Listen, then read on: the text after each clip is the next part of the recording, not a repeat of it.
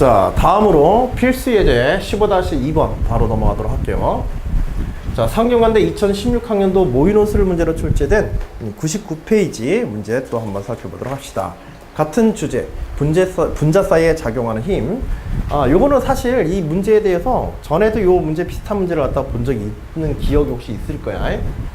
여기 아마 중복되는 문제일 수도 있는데, 짧은 제시문이지만은 어떤 특정 예시를 들어서, 알코올과 물의 예시를 들어서 물질의 상태에 대해서 끓는 점, 그치? 물질의 상태가 액체에서 기체로 변하는 온도인 끓는 점은 분자 사이에 작용하는 힘과 매우 밀접하게 관련이 있다. 그 얘기를 주고서 간단하게 물질의 특성들, 분자 간 힘과 끓는 점과의 상호 관계를 보는 문제야. 알겠지? 이런 종류의 문제는 사실 이건 우리가 단어를 따로 특별히 분자 간의 힘이라고 이렇게 분리해서 보기 때문에 여기서 다뤄지는 거지. 사실은 그 전에도 이제 많이 다뤘던 내용들이지. 문제 속에서. 자, 이때 H2S 황화수소, 그래서 H2S와 H2O, 그 다음에 H2, C2H6, NaBr을 끓는 점이 높은 것부터 나열하고 그 이유를 논하시오. 자, 이 필수 예제 15-2번에 대한 결과물들을 논하기 위해서 일단 우리가 뭐부터 정리해 봐야 될까? 분자 사이에 작용하는 힘과 뭐 제시문이 직접적으로 관련이 있다고 했으니까 분자 사이에 작용하는 힘의 종류들이 어떻게 이 물질들을 분류하는 기준이 되어지는지, 물질 자체를 그 분자 간 힘에 의해서 분류해야겠지. 그치?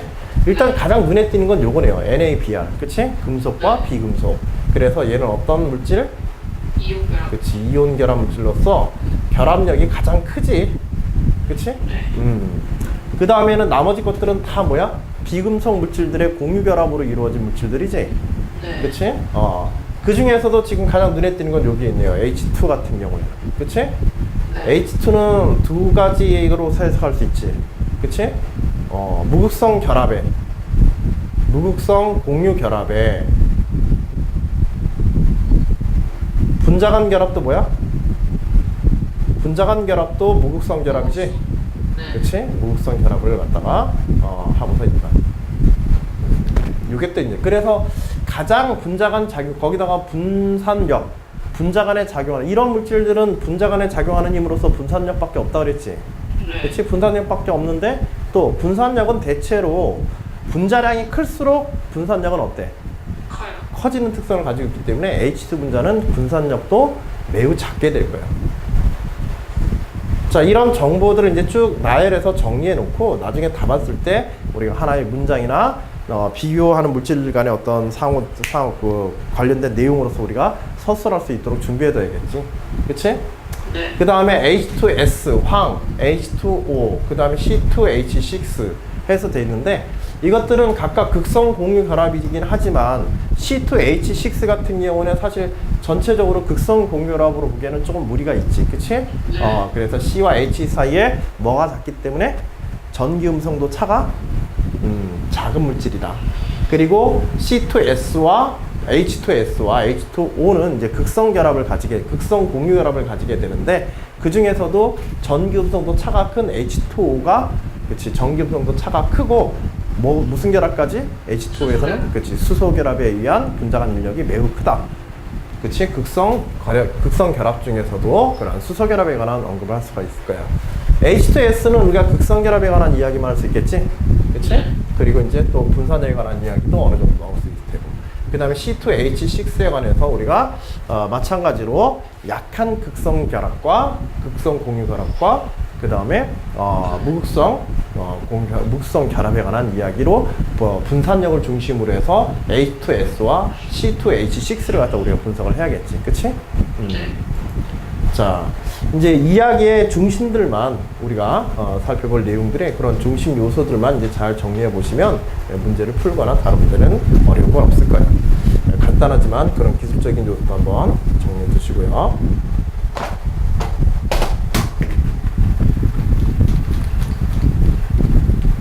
칠판이 안 지워져서, 잘 안 지워져서 지우개를 새로 바꿨는데 잘 안 닦아져서 무지하게 힘이 든다. 칠판이 흔들흔들할 정도로. 칠판을 벽에다 고정을 안 시켰더니 벽에다 붙여버릴까 해가지고. 이 편에서 이렇게 하긴 하는데, 요새는 날 더우니까는 뭔가 새로 하는 게 귀찮아. 그래서 여하튼지 전에 쓰던 무엇인가를 그대로 유지해서 뭔가 하려고 하는데 쓰다 보면은 뭔가 새로운 걸 뭐 좀 바꿔봤으면 하고 막 하다못해 뭐 칠판 색깔이라도 좀 바꿔볼까 막 이런 생각 들잖아요. 꿈시꿈시거리다 말고 하는데 뭐 생각은 있어도 귀찮아서 안 하는 거지 사실. 자, 네. 솔루션 포인트 뭐 내는 야 그런 건 긍정하면 안 되지. 솔루션 포인트. 이온 결합 물질들 같은 경우에는 이온들 사이에 NaBr, 브로마 나트륨 갖다 보려고 이야기하는 거고, 그래서 일반적으로 이온들 사이에 항상 이런 부분들은 나는 알고 있지만 답안에 쓸 때는 모르는 사람에게 설명한다고 생각하고 그거에 대한 근거를 꼭꼭 달아줘야 돼. 알았지? 지금처럼 이온들 사이에 강한 인력 때문에 고무결합 물질에서 끓는 점이 높다. 그래서 이 중에서는 NaBr밖에 없다. 자, 분자 내에 부분적으로 이제 공유결합 물질들에 대한 비교를 위해서 분자 내의 부분적인 부분전하의 분포에 대한 얘기, 즉 쌍자 모멘트에 관한 쌍극자에 대해서 우리가 얘기하고, 이 경우 두 분자 사이에 정적이들에게 상호작용한다. 자, 그래서 공유결합 물질들에서의 특징들을 갖다가 분산력으로서 분산력이란다. 이제 쌍자 모멘트로서 이렇게 얘기하려고 하는 거고.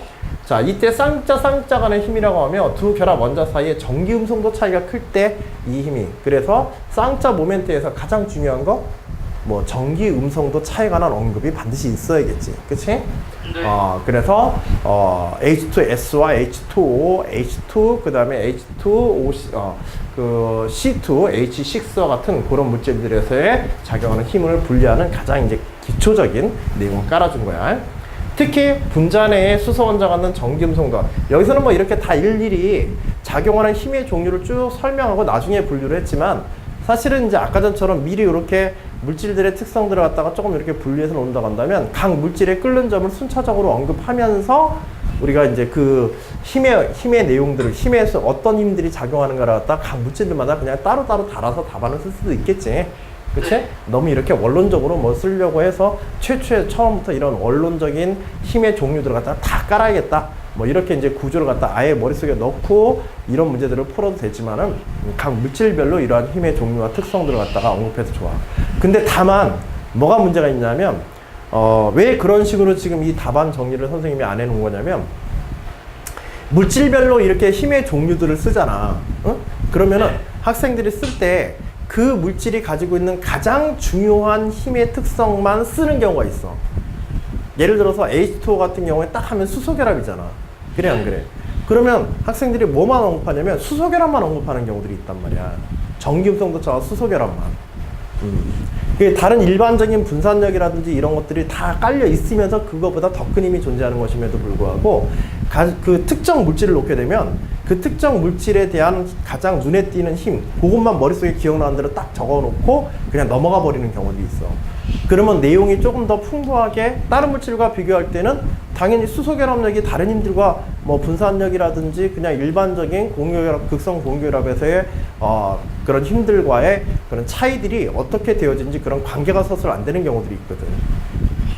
그래서 가능하면은 앞에 이렇게 우리가 고려해야 되는 힘의 종류들에 대해서 그 특징을 먼저 간단하게 요약을 해놓은 다음에 구체적인 물질에 어떤 힘의 종류의 것들이 적용되는지를 조금 더 이제 상세하게 써주는 게 그런 내용의 축약, 좀 심한 내용의 축약에서 감점되는 그런 경우들을 갖다가 우리가 좀 막을 수가 있거든.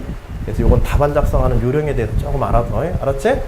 지난번에 이제 윤서 답안 작성하는 건 이제 보니까는 어떤 때 내용상에서 축약하지 않고 그대로 들어가야 되는 내용들이 쓰다 보면은 좀 축약되어서 빠져서 선생님이 그런 건 조금 더 상세하게 써봐라 하는 그런 첨삭 부분들이 있었지? 그치? 그런 것들을 이제 놓치지 않는 그런 하나의 요령이기도 해.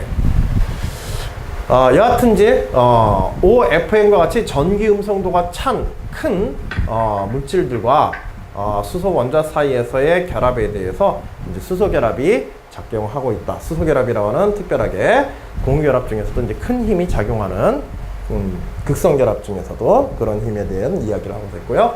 모든 분자의 상호작용 중에서 가장 약한 분자 간 힘이 뭐다? 무극성 분자 사이에 작용하는 무극성 분자 사이에 순간적인 전자의 치우침 때문에 생기게 되는 이제 분산력이지. 그래서 이 힘을 분산력이라고 하며, 분자 간에 다만 이제 분산력도 분자의 크기가 클수록 전자의 치우침 현상이 원인이니까 한쪽으로 그냥 순간적으로 쏠려서 분자의 크기가 클수록 전자의 치우침 현상이 커지므로 분자의 크기가 클수록 분산력이 커진다.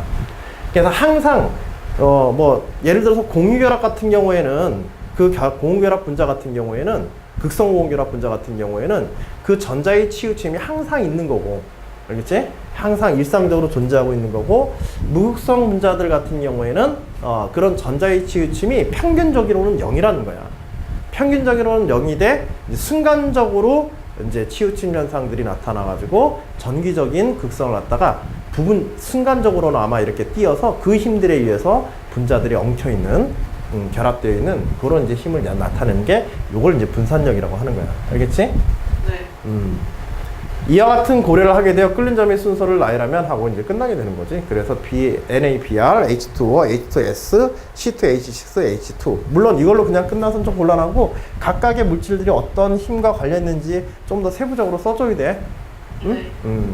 그래서 NaBr 이온 결합이고 H2O는 수소 결합력 때문에 두 번째로 크고, 그 다음에 H2S는 쌍극자 모멘트, 그치? 극성 결합에 의해서.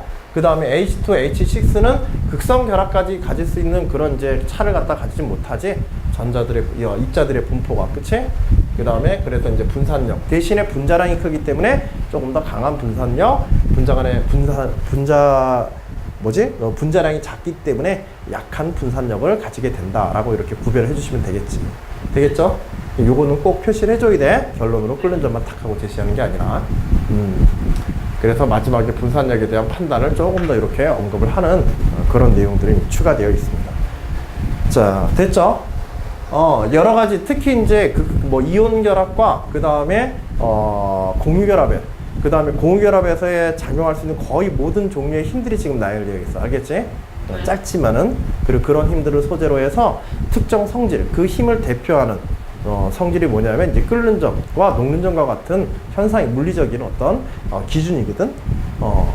그래서 그런 기준에 따라서 어떻게 그런 기준의 대소관계들을 분자 간 힘으로서 어떻게 표현하느냐, 그리고 그 각각의 물질 구조에 대해서 정확하게 이해하고 있는가, 이런 걸 통합해서 물을 수 있는 문제이기 때문에 이전에도 비슷한 문제들이 상당히 많이 다뤄져서 왔었고, 여기서도 그걸 한 번 더 점검하는 문제라고 생각해 주시면 좋겠습니다. 알겠죠? 그리고 아까 전에 얘기했던 분산력에서의 분자 간 치우침 현상에 대해서는 조금 그 원인을 갖다가 정확하게 알고 있어야 돼. 극성 공유결합하고 그 다음에 무극성 공유결합에서의 전자가 치우침에서의 나타나는 특징, 알겠지? 항시적인 것과 일시적인 그런 차이를 갖다가 조금 언급하거나 혹은 정확하게 알고서 설명해 줬으면 좋겠어. 됐죠? 네. 그래요. 수고하셨습니다. 잠시만요.